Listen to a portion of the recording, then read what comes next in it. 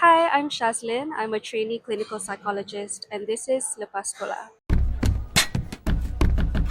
Shaz, could you introduce yourself and tell us about your education journey? So I started my education journey. First, I went to INTI for an American degree transfer program where I did a foundation in psychology. So I did 2 years there, and I was supposed to transfer to the US because both my siblings were there. But because of the pandemic, I transferred to the UK instead. So I went to University of the West of England in Bristol, and then I worked there for 2 years. And now I'm doing Master of Clinical Psychology at Taylor's. Before you went to INTI, what kind of student were you back in secondary school? Compared to now, I've been quite similar. I think I was a little bit more extroverted back then, but now I'm like quite closed. I keep to myself quite a bit, but I'm more passionate in what I do and I advocate for like mental health and spread more awareness. Will you say that your secondary school years shaped you into the person you are today? I think to a certain extent, yes. I created so many good friendships there and had a lot of experience, like leadership experience, managing events, organizing events, liaising with a lot of people. So that led me to talk to a lot of different people from different backgrounds, different religions, ethnicities. So that made me more open, and it also led me to learn more about psychology. And on the topic of psychology, right? When did you first spark an interest in it? When I was talking to my aunt who has a child with autism. So I was speaking with her about her journey getting her child diagnosed, the struggles, the challenges she has had to face to adapt to this caretaker role, as well as seeking for professional help. And at the time, it was quite limited. There were not a lot of awareness on disorders such as autism. Reaching for help was quite difficult for her. So that's when I delved deeper into psychology and found out that, there's a shortage in Malaysia. Not a lot of people know about this. So yeah, that really sparked my interest. How old were you then? I believe I was around 13. Will you say that you had decided what your interest was and what you wanted to do at quite a young age? Yeah, I feel like my passion for psychology developed quite naturally. And the more I read about it, the more I was interested in it.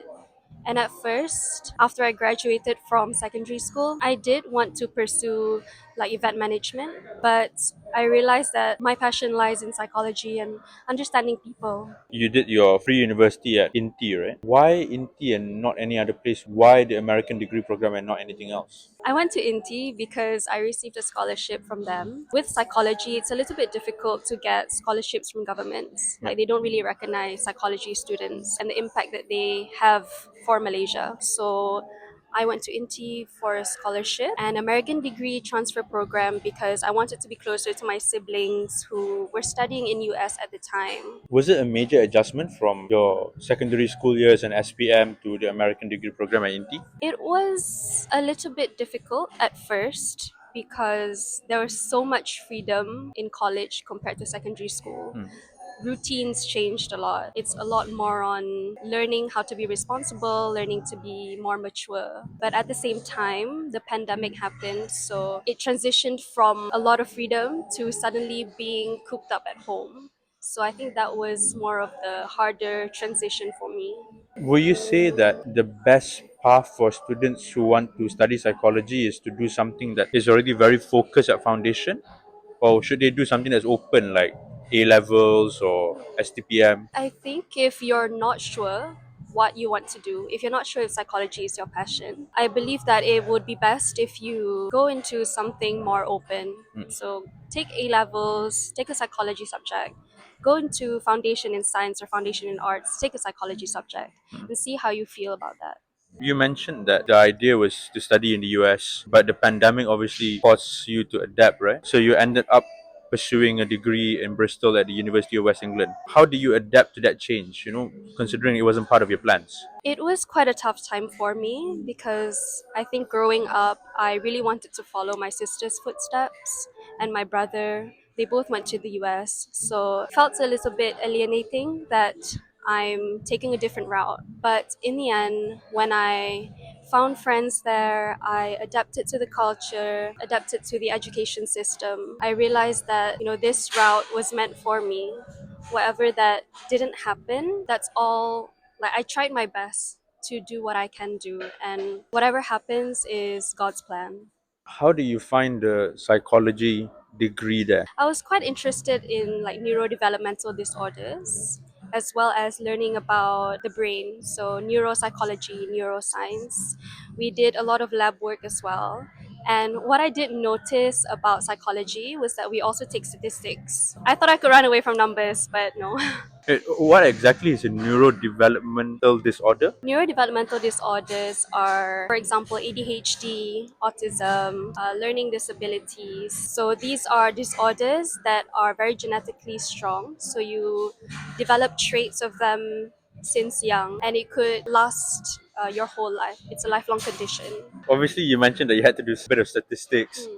and based on my understanding, it also involves research, academic writing. Yeah. So, can you give a picture of what exactly a psychology degree looks like? So I think a lot of people think that psychology is more just about understanding, having that knowledge, but it's also being a researcher. You need research to back up like whatever that you write, whatever that you research in. There's a lot of reading involved.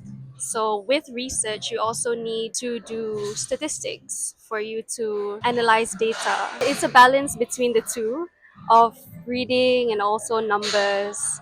Are there any misconceptions about, first of all, psychology students, and second, the psychology degree itself?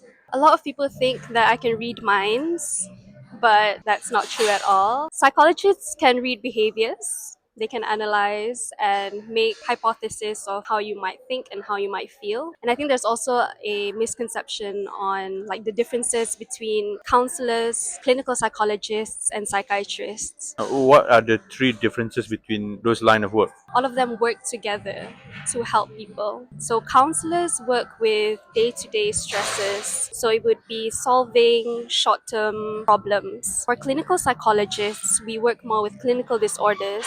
So lifelong conditions such as mentioned before, ADHD, autism, personality disorders.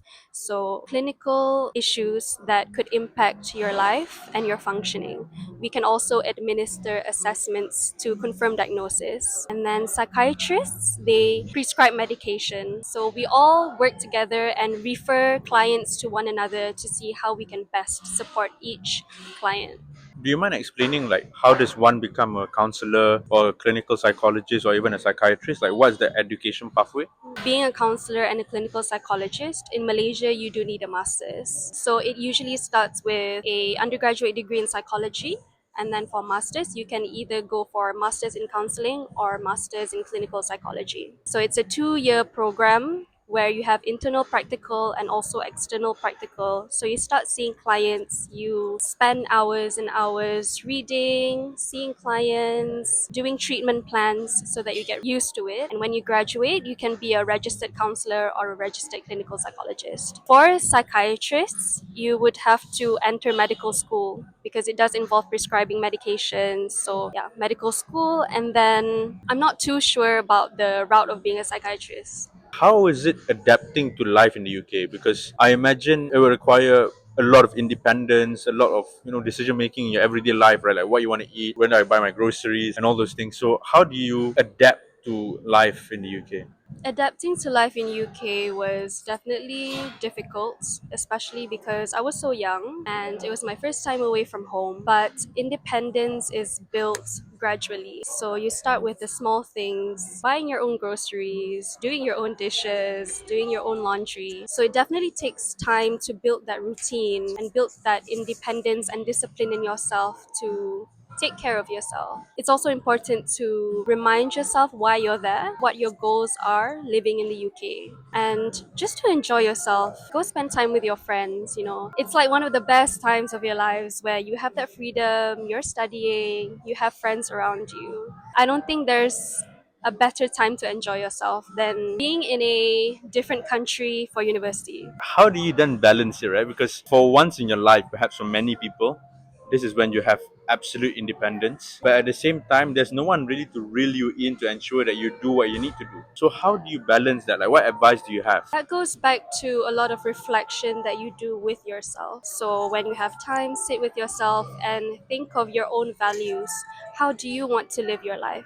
How do you want to perceive yourself? How do you want other people to perceive you?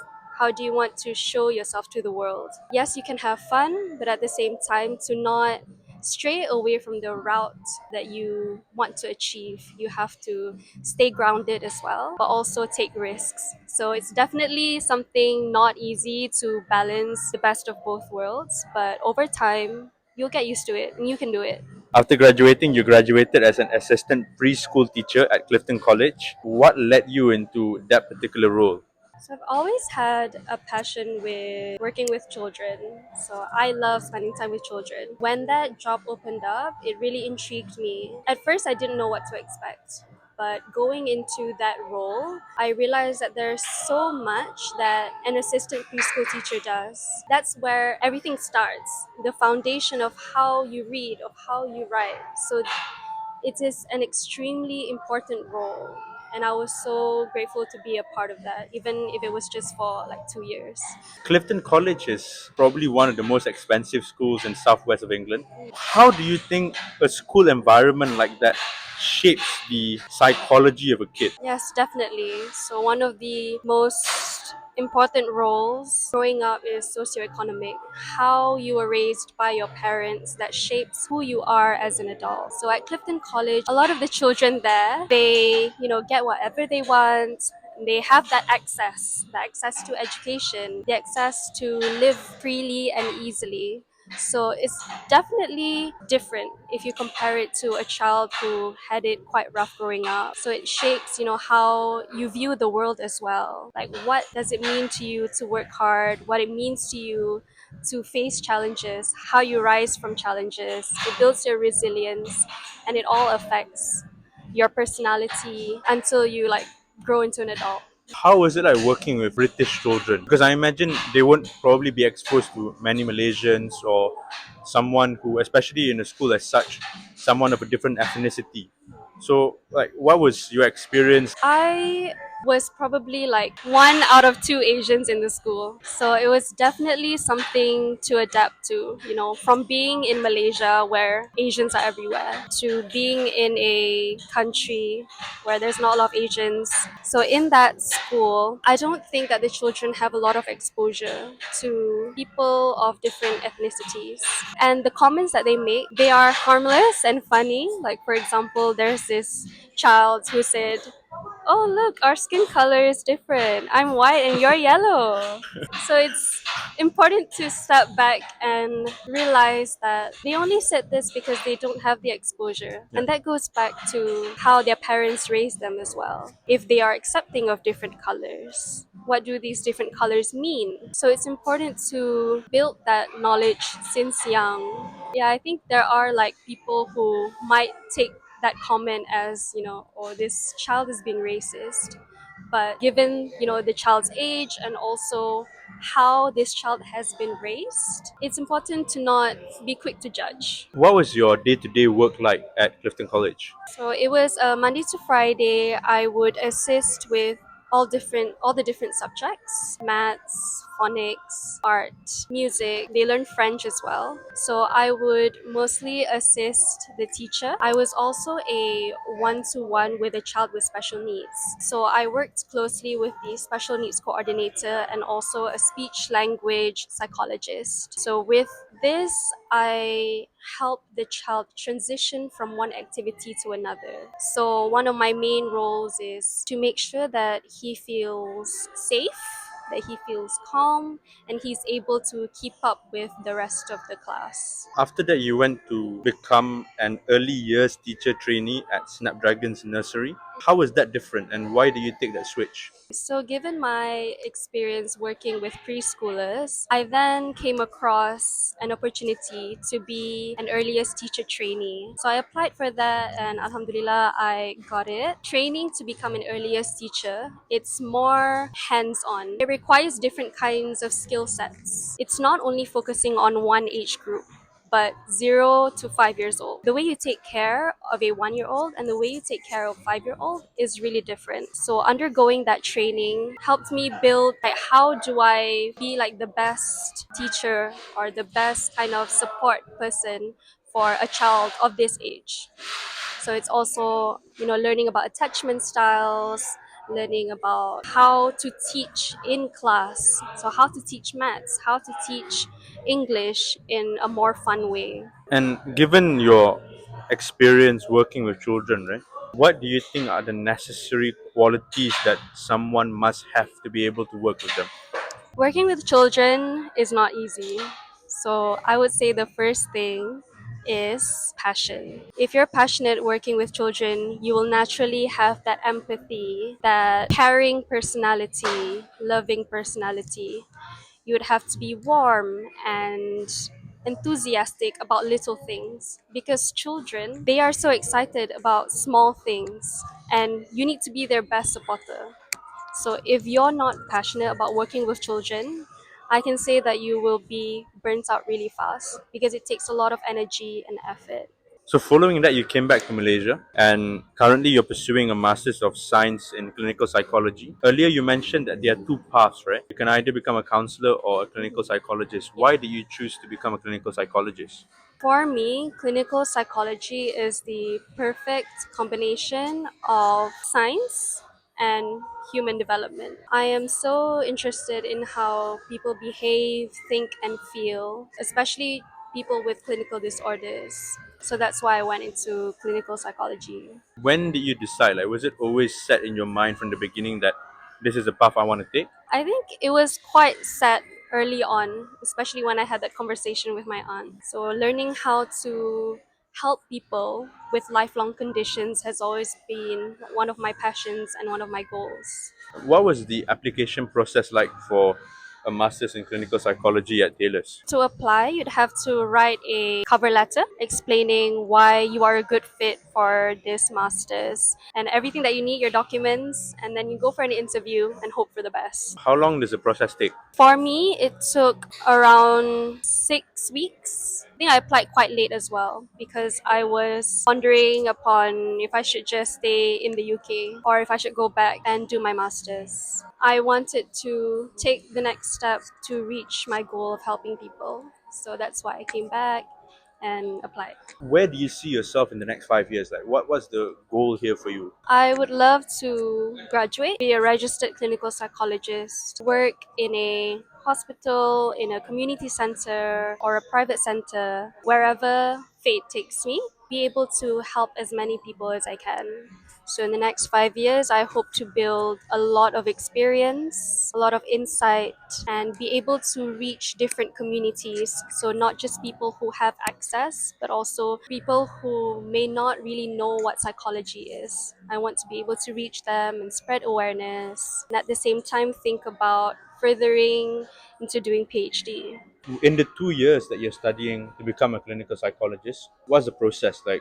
How many modules do you have to take? Are there any practical hours? If so, how long? When you first start, you'll be taking like a lot of different modules. So, adult clinical psychology, children and adolescent, clinical neuropsychology. Then you'll also learn about different kinds of assessments that you can administer. And then you will start your internal practical once you pass all the core modules. You start seeing clients. So it's also a lot of promoting yourself to gain a lot of clients. And then after around 6 months of internal practical, you will then move to external practical for about 1 year, where you work in a center, in a hospital, and gain the remaining hours that you need. So in the end, you would need 1,200 hours to graduate. I have to ask you, are these paid hours or?